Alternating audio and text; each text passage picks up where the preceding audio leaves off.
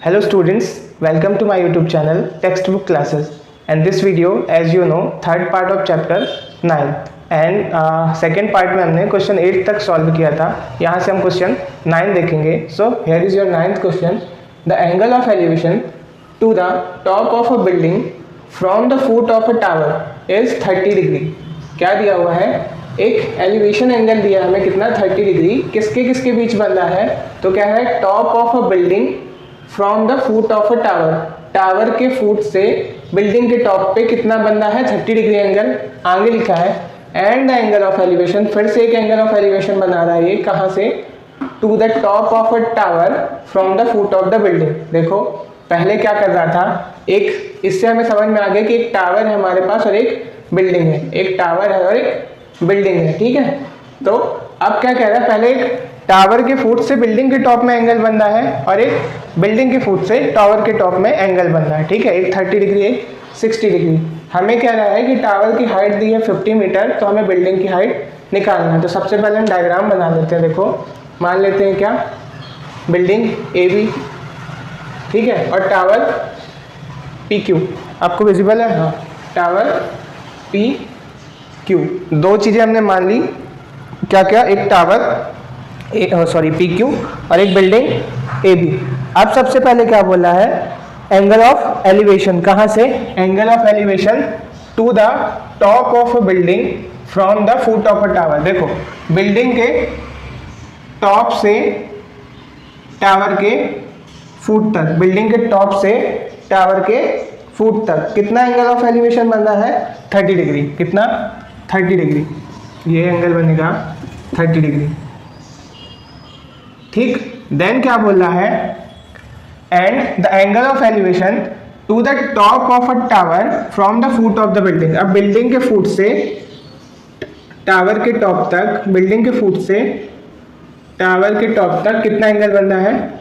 60 degree. यही दिया है ना क्वेश्चन में. पहले हमने एक मान ली बिल्डिंग है ए बी, एक मान लिया टावर है पी क्यू. अब पहला क्या लिखा है? Top of a building from the foot of tower is 30 degree. Building के टॉप से टावर के फुट तक 30 डिग्री. देन बोल रहा है angle of elevation to the top of tower from the foot of building. Top of tower foot of building कितना? 60 degree. और हमें टावर की हाइट दी है कितनी? टावर की हाइट दी है 50 मीटर. टावर की हाइट दी है 50 मीटर. हमसे बोला है कि बिल्डिंग की हाइट फाइंड करो. तो हमें यहाँ पे क्या फाइंड करना है? एच की वैल्यू. एच की वैल्यू. ये चीज़ क्लियर हो गई कि हमें फाइंड क्या करना है. डायग्राम क्लियर हो गया. अब हम इसे मान लेते हैं क्या, बिल्डिंग और टावर के बीच की डिस्टेंस हम मान लेते हैं क्या है? एक्स. बिल्डिंग और टावर के बीच की डिस्टेंस हम मान लेते हैं एक्स. अब एक चीज़ ध्यान दीजिएगा, मैंने जितने क्वेश्चन करवाए हैं उस पर डायरेक्ट डायग्राम बनाया है, देन उसके बाद आपकी कैलकुलेशन चालू कर दी. आप एक चीज़ इसमें एडिशनल ऐड करिएगा कि जो चीज़ आप एज्यूम कर रहे हैं ना, लेट कर रहे हैं कि हमने इसके बीच की डिस्टेंस एक्स एज्यूम की, हमने टावर की हाइट, आप एक बार लिख दीजिएगा. सॉल्यूशन डाल के पहले लिख दीजिएगा, in this diagram we assume the distance between building and tower is x and the height of building is x. ये सब लिख दीजिएगा. ठीक है, ये आप 10th में है, चीज़ें कर लेंगे. मैं डायरेक्ट आपको डायग्राम देन उसके बाद सोल्यूशन में आता हूँ. ठीक है, तो ये चीज़ क्लियर हो गया. हमने डायग्राम बना लिया, हमें पता है क्या फाइंड करना है. अब हम आते हैं किस पे? क्वेश्चन इरेज करते हैं, देन उसके बाद सोल्यूशन करते हैं. सो देखिए क्या हो रहा है. पहले हम डायग्राम देख रहे हैं, तो पहले अगर ए बी और क्यू ट्राइंगल देखें तो इस पर हमें अगर हम 10 का 60 का फॉर्मूला लगाते हैं या 10 30 का, तो एच और एक्स दो अननोन वैल्यू है. बट अगर हम ये बड़ा वाला ट्राइंगल ले लें P Q and B, sorry P Q B, तो इससे क्या होगा? हमें ये अननोन है, ये नोन है, तो इससे क्या होगी? एक्स की वैल्यू हमें पता चल जाएगी. जब एक्स की वैल्यू पता चल जाएगी तो छोटा वाला ट्राइंगल लेके हम एच की वैल्यू फाइंड कर लेंगे. तो देखो स्टार्ट कहाँ से कर रहे हैं हम? In triangle P Q B, ये बड़ा वाला P Q B, in triangle P Q B. ठीक है, क्या ले रहे हैं हम? Perpendicular P Q, perpendicular P Q upon base B Q. तो परपेंडिकुलर और बेस को मिला के किसका फॉर्मूला बनता है? 10 का. 10 और एंगल कितना है? बड़े वाले डायग्राम बड़े वाले ट्राइंगल में देखो एंगल कितना दिया है? 60 डिग्री. तो 10 60 डिग्री. अब पी क्यू की वैल्यू हमें पता है कितनी? 50. बी क्यू की वैल्यू हमने एक्स एज्यूम की है, इक्वल टू 10 60 होता है √3. तो यहाँ से अगर हम एक्स की वैल्यू निकालना चाहें तो कितनी आ जाएगी? देखो ये एक्स वहाँ मल्टीप्लाई में जाएगा और ये यहाँ डिवाइड में आएगा. तो x इक्वल टू क्या हो जाएगा 50 अपॉन रूट 3। देखो कैसे आया, ये 50 अपॉन का x है इक्वल टू रूट 3, पहले ही x वहाँ मल्टीप्लाई में जाएगा तो क्या हो जाएगा 3√3x। अभी ये हम मल्टीप्लाई में है तो किस में आ जाएगा डिवाइड में, तो क्या आ जाएगा x की वैल्यू 50 अपॉन रूट 3। ठीक है, अब हम लेते हैं ट्राइंगल, इन ट्राइंगल ABQ, छोटा वाला ABQ। ABQ में अब क्या होगा, perpendicular AB upon base BQ equal to कितना 10-30 डिग्री। हम 10 ही क्यों ले रहे हैं पता है ना, क्योंकि हम किस में रिलेशन बना रहे हैं, परपेंडिकुलर और बेस में। परपेंडिकुलर और बेस का रिलेशन किसका होता है 10 का, और जो एंगल दिया है वही एंगल। अब देखो AB की वैल्यू हमने h एज्यूम की है, विजिबल है, हाँ है, इक्वल टू और BQ की वैल्यू हमने x एज्यूम की है, इक्वल टू क्या है 1030 की वैल्यू कितनी होती है 1/√3। यहाँ तक कोई दिक्कत नहीं। अब हम यहाँ आ जाते हैं तो देखो, अब अगर हम यहाँ से x की वैल्यू रखना चाहे, पहले एक काम करते हैं, इनको एक साइड कर लेते हैं पूरा। h की वैल्यू हमें फाइंड करना है तो h इक्वल टू क्या हो जाएगा, यहाँ x डिवाइड में है, वहाँ किस में जाएगा मल्टीप्लाई में, तो क्या हो जाएगा x अपॉन √3। ठीक है, यहाँ तक क्लियर। अब देखो h इक्वल टू x की वैल्यू हमने फाइंड की है 50 अपॉन का √3, तो देखो x की वैल्यू हो जाएगी 50 अपॉन √3, और ये अपॉन में पहले से √3 था तो ये मल्टीप्लाई में आ जाएगा। ठीक है, ये x की वैल्यू हमने रखी 50 अपॉन √3, और ये अपॉन का √3 पहले से था तो वो लिखा हुआ है।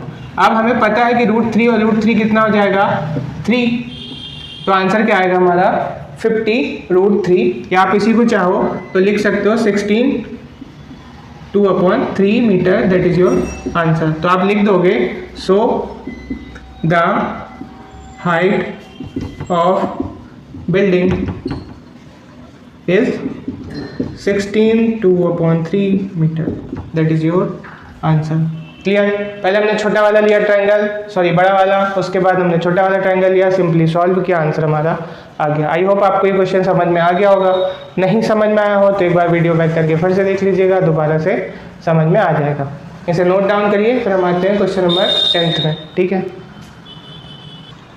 So let's move on to question number 10, which is two poles of equal height are standing opposite each other on either side of the road which is 80 meter wide। क्या कह रहा है कि दो पोल्स हैं, जिनकी हाइट इक्वल है, जिनकी हाइट इक्वल है, और कहाँ पे खड़े हुए हैं वो, standing opposite to each other खड़े हैं।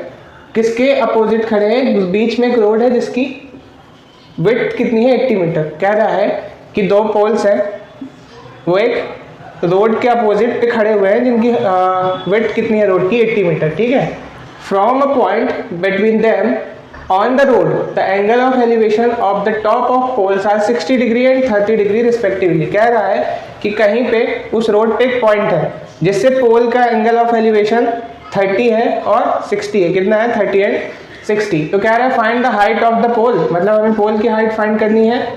दूसरा क्या कह रहा है, and the distance of the point from the pole, मतलब इस पॉइंट की डिस्टेंस इस पोल से भी निकालनी है और इस पोल से भी निकालनी है। तो चलो अब हम फेयर डायग्राम बनाते हैं।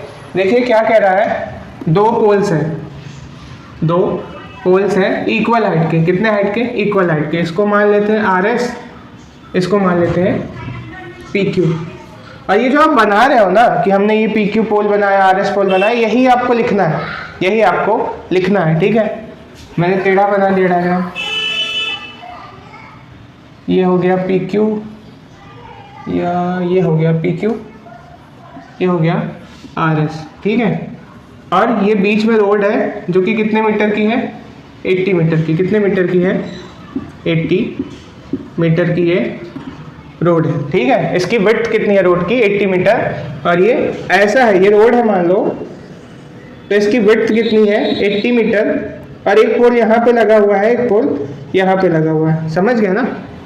तो ये मत समझना कि रोड के बीच में पोल लगा दिए। अब आते हैं आगे। कह रहा है इनकी हाइट सेम है, ये दोनों पोल की हाइट सेम है, तो इसको हम मान लेते हैं h। तो ये भी कितना हो जाएगा h, क्योंकि दोनों की हाइट सेम है तो एक h है तो दूसरा भी h होगा। अब कह रहा है कि from a point between them, इन दोनों के बीच में एक पॉइंट है, कहाँ पे, ऑन द रोड, रोड में एक पॉइंट है जिससे एंगल ऑफ एलिवेशन बन रहा है टॉप ऑफ पोल में, टॉप ऑफ पोल में कितना 60 डिग्री एंड 30 डिग्री।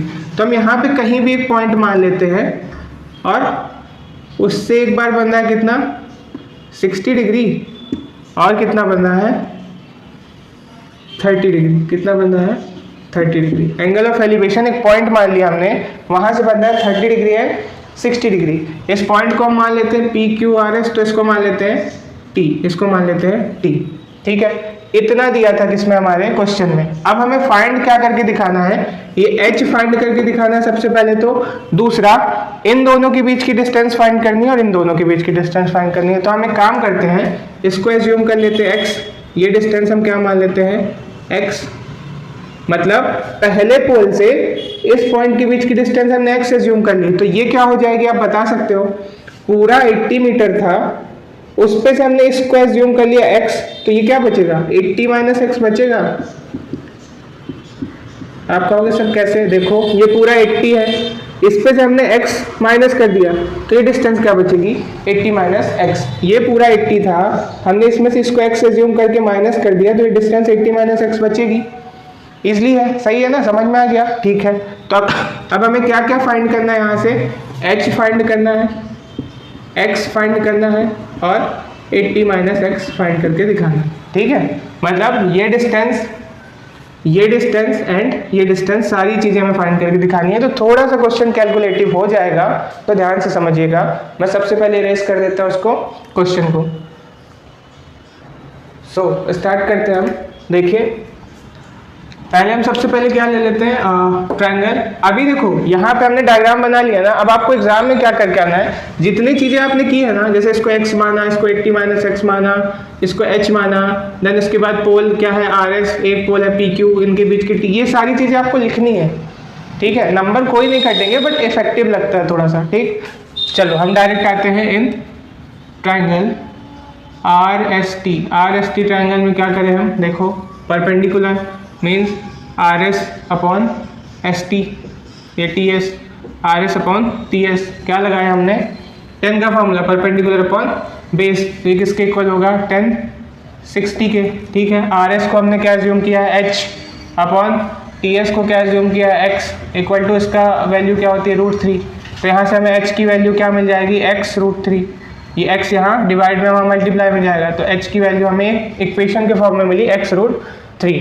अब हम आ जाते हैं इन ट्रायंगल PQT, ये वाला PQT। देखो इसमें क्या होगा, perpendicular means PQ upon QT या TQ इक्वल टू क्या होगा 1060 के, सॉरी 1030 के, PQ upon QT equal to 1030। तो PQ की वैल्यू हमने क्या एज्यूम की है h, और TQ क्या है, TQ है 80 माइनस एक्स, कितना 80 माइनस एक्स इक्वल टू क्या हो जाएगा 1/√3, क्योंकि 1030 की वैल्यू क्या होती है 1/√3। अब देखो अगर हम क्रॉस मल्टीप्लाई करें तो ये यहाँ डिवाइड में है, मल्टीप्लाई में आ जाएगा तो क्या हो जाएगा h √3, और ये हम डिवाइड में वहाँ मल्टीप्लाई में जाएगा तो क्या हो जाएगा 80 माइनस का x। यहाँ तक कोई दिक्कत नहीं। अब हम आ जाते हैं यहाँ, देखो ये h √3 है, तो हमने h की वैल्यू निकाली कितनी x √3 निकाली है, यहीं पे मैं रख के दिखा देता हूँ। h की जगह हम रख देंगे क्या x √3, और ये √3 पहले से ही है। देखो h की वैल्यू हमने निकाली ना, इसको मान लो समीकरण 1 या फिर इक्वेशन 1, सॉरी। तो x √3 है किसकी वैल्यू h की, तो हमने h लिख दिया x √3, और ये √3 पहले से था, ये हो जाएगा 80 माइनस एक्स। अब आप देखोगे ये है x √3 इंटू √3 कितना होगा 3, √3 इंटू √3 कितना होता है 3, तो ये क्या हो जाएगा 3x, यहाँ आ जाते हैं अपन 3x इक्वल टू क्या 80 माइनस एक्स, ये हो गया 3x साथ में है 3x इक्वल टू 80 माइनस का x। अब देखो ये यहाँ माइनस में है x, किस में आएगा प्लस में, तो क्या हो जाएगा 3x plus x equal to 80, तो ये क्या हो जाएगा 4x इक्वल टू 80, तो x इक्वल टू क्या हो जाएगा 80/4, दैट मीन्स x की वैल्यू कितनी आ जाएगी 20 मीटर, x की वैल्यू कितनी आ जाएगी 20 मीटर। अभी तक हमें क्या मिल गया, x की वैल्यू मिल गई 20 मीटर। अब हम सारी चीज़ फाइंड कर लेंगे। देखो यहाँ से हमें x मिल गया 20, तो हम लिखेंगे फ्रॉम इक्वेशन 1 से हम क्या देख रहे हैं, इक्वेशन 1 क्या थी हमारी, h equal to x root three, h equal to x root three. तो h इक्वल टू क्या हो जाएगा, x की वैल्यू हमने कितनी निकाली 20, तो 20 रूट 3 मीटर, ये हमारी किसकी वैल्यू आ गई, h की। तो हमने h की वैल्यू फाइंड कर ली, x की वैल्यू फाइंड कर ली, और 80 माइनस एक्स क्या होगा, तो 80 माइनस एक्स होगा 80 माइनस 2, तो 80 माइनस 2 कितना हो जाएगा 60, 80 माइनस 2 कितना हो जाएगा 60। तो हमने सारी चीज़ें फाइंड करके दिखा दी। अब बस आपको क्या करना है, सबसे पहले इसको नोट डाउन कर लेना है, नोट डाउन करने के बाद हमें लिखना है, नीचे लिखिएगा सबसे ना, जब आंसर आ जाएगा फाइनल उसके नीचे, मेरे को जहाँ जगह मिल जाए मैं वहाँ लिखने की कोशिश कर रहा हूँ। So the height of poles are 20√3 metre each, मतलब दोनों पोल्स की हाइट कितनी हो गई 20√3 metre each, and the distance of point, इस पॉइंट की distance point from RS pole is कितना 20 metre, and from PQ pole is 60 metre. हमने निकाल के दिखा दिया उसे कि हाइट ऑफ पोल कितनी है 20√3 मीटर, और RS पोल से इस पॉइंट की डिस्टेंस कितनी है 20 मीटर, और PQ पोल से इस पॉइंट की डिस्टेंस कितनी है 60 मीटर। 60 मीटर ही आएगी ना, देखो आप रखोगे 80 माइनस 20, क्योंकि x की वैल्यू कितनी है 20, तो एक आ जाएगा 60 मीटर। तो ये आपको एंड में जरूर आंसर लिख के दिखाना है, क्योंकि जो चेकर होगा वो आपका प्रोसीजर तो देखेगा, बट उसका मेन फोकस किस में होगा, आंसर में। तो अगर उसको एक ही जगह आंसर लिखा मिल जाएगा, उसको ढूंढने की झंझट नहीं मिलेगी, तो नंबर अच्छे देगा। ठीक है, ये चीज़ समझ में आया। तो आप स्टार्टिंग भले लिखो ना लिखो, बट एंड जरूर लिखना आंसर। ठीक है, इसको नोट डाउन करिए, फिर हम आते हैं question number 11। So here is our 11th question, जिसमें आपको डायग्राम पहले से बना हुआ दिया है, बट एक बार मैं इसको समझा दूं, क्यों, क्योंकि अगर क्वेश्चन बुक में तो डायग्राम बना हुआ दिया है, बट पेपर में अगर डायरेक्ट ये क्वेश्चन आ गया तब आपसे डायग्राम बनना चाहिए। तो क्वेश्चन समझते हैं पहले क्या दिया है। A TV tower stand vertically of a bank of canal, एक कैनाल है जिसके बैंक मतलब जिसके किनारे पे एक क्या है टीवी टावर स्टैंड है। From point on the other bank directly opposite to the tower the angle of elevation of the top of tower is 60 degree. कह रहा है कि ये कैनाल है, ऐसा समझ लो, मैं थोड़ा सा 3D बना के समझाना चाह रहा हूँ। मान लीजिए कैनाल थी, ठीक है, ठीक, इसके बैंक में मतलब एक किनारे पे एक टीवी टावर लगा हुआ है। ठीक है, अब कह रहा है कि कैनाल के अपोजिट साइड, मतलब यहाँ पे ये कैनाल का अपोजिट साइड, यहाँ से एक एंगल बन रहा है कितना 60 डिग्री। ठीक, यहाँ से इस पॉइंट से एक एंगल बन रहा है 60 डिग्री। देन क्या कह रहा है, from another point 20 metre away from this point, और इस पॉइंट से 20 मीटर दूरी पे एक और पॉइंट है जिससे एंगल कितना बन रहा है 30 डिग्री, जिससे एंगल कितना बन रहा है 30 डिग्री। आई होप आपको कुछ समझ में आ रहा होगा, 30 डिग्री। ठीक है, अब हमें क्या फाइंड करना है, find the height of tower, मतलब हमें टावर की हाइट फाइंड करना है, और ये कैनाल की डिस्टेंस फाइंड करना है कि कितनी चौड़ी कैनाल है।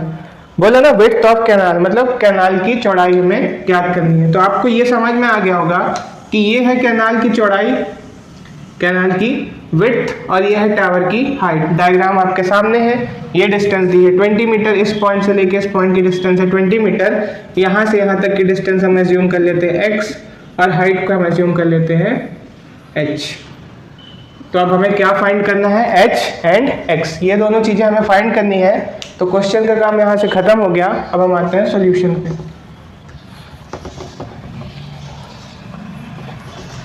देखो सबसे पहले हम क्या ले लेते हैं, ट्रायंगल।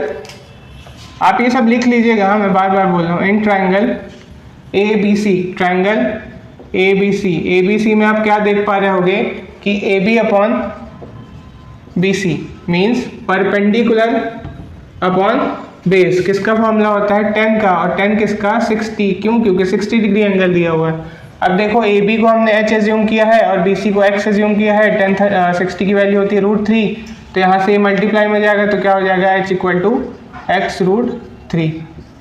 ये हमें मिल गया इक्वेशन 1। अब हम दूसरा वाला ट्रायंगल लेंगे। इन ट्रायंगल कौन सा बचा, ए बी डी, पूरा बड़ा वाला ए बी डी। ये मत ले लेना ए सी डी, क्यों, क्योंकि ये राइट एंगल नहीं बन रहा ना, केवल हम ट्रिग्नोमेट्री का यूज़ कहाँ करते हैं, राइट एंगल में। तो ये वाला राइट एंगल बनेगा क्या, ए सी डी, नहीं, तो ये पूरा बनेगा क्या, A B D. A B D triangle लेना है, ध्यान रखिएगा। चलिए आते हैं ए बी डी में क्या करना चाह रहे हैं हम, हाँ, A B upon B D, A B upon B D, यही होगा ना, परपेंडिकुलर अपॉन बेस, बेस पूरा कितना 30 डिग्री, क्यों, क्योंकि एंगल अब 30 डिग्री है। तो देखो ए बी की वैल्यू हमने एच एज्यूम की है, और बी डी को हम क्या लिख सकते हैं, देखो ये बी यहाँ से लेके यहाँ तक है बी डी, तो बी डी को हम 20 + x लिख सकते हैं क्या, हाँ, ये दोनों मिला के तो बी डी बनेगा, तो 20 + x, 20 + x इक्वल टू 10 30 मतलब 1/√3। करो क्रॉस मल्टीप्लिकेशन, ये √3 यहाँ मल्टीप्लाई, सॉरी डिवाइड में है, किस में जाएगा, मल्टीप्लाई में, क्या हो जाएगा h√3, और ये यहाँ ऊपर मल्टीप्लाई में जाएगा तो क्या हो जाएगा 20 + x।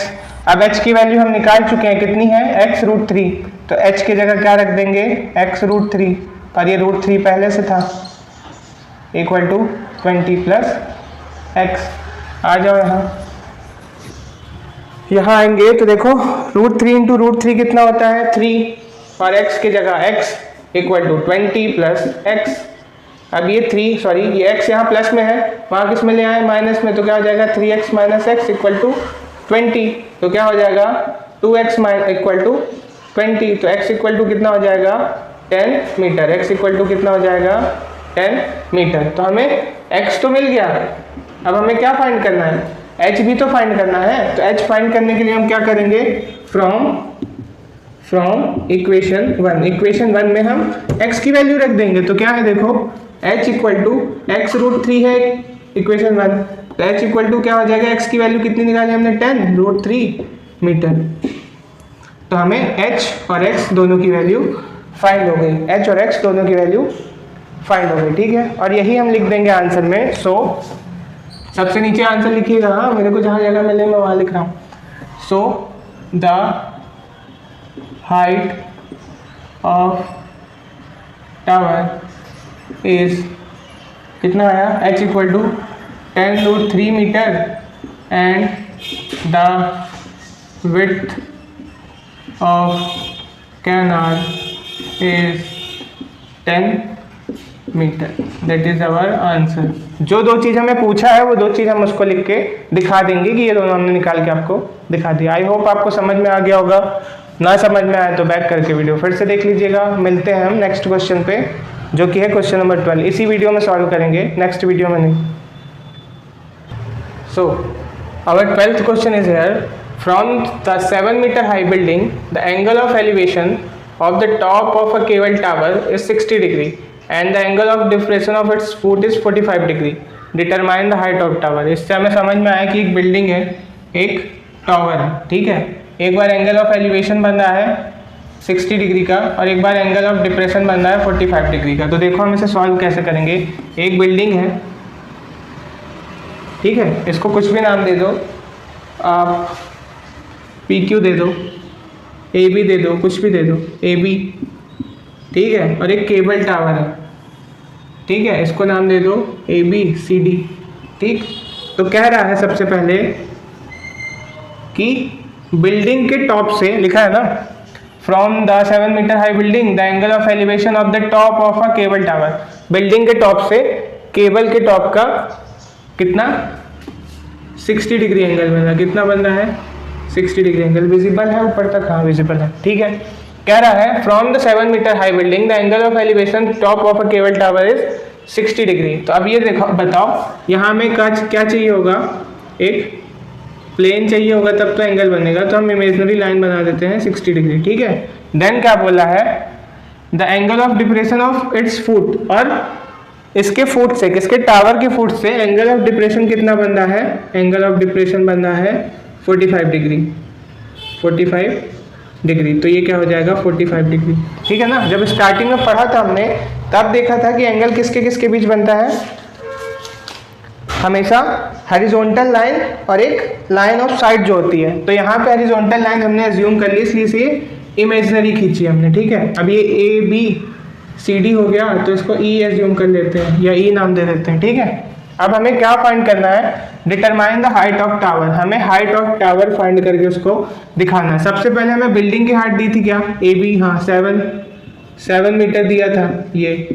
तो अब ये बताओ, ये 7 मीटर है, तो इसके पैरेलल ये लाइन जा रही है, तो ये भी क्या 7 मीटर होगी? आप बोलोगे यस सर होगी, ठीक है। अब इसको अगर हम x एज्यूम कर लेते हैं, तो आप इसके पैरेलल ये वाली लाइन है, तो क्या ये भी x होगी? ये जो इमेजिनरी लाइन है ये भी कितनी होगी?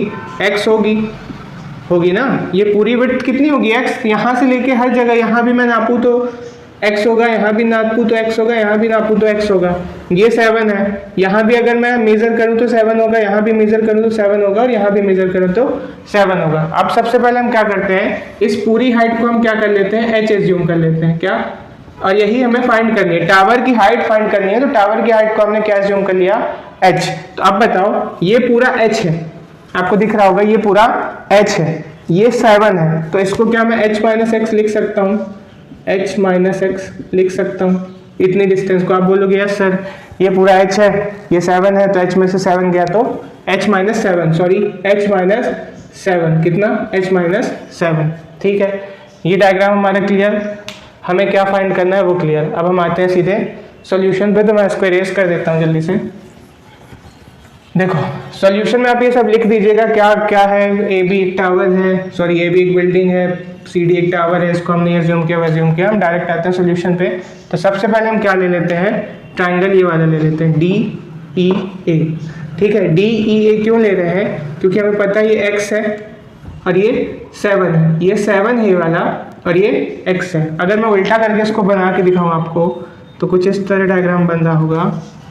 ये आपकी जो इमेजिनरी लाइन है, ठीक है, ठीक। तो ये हो गया d, ये हो गया e, ये हो गया a।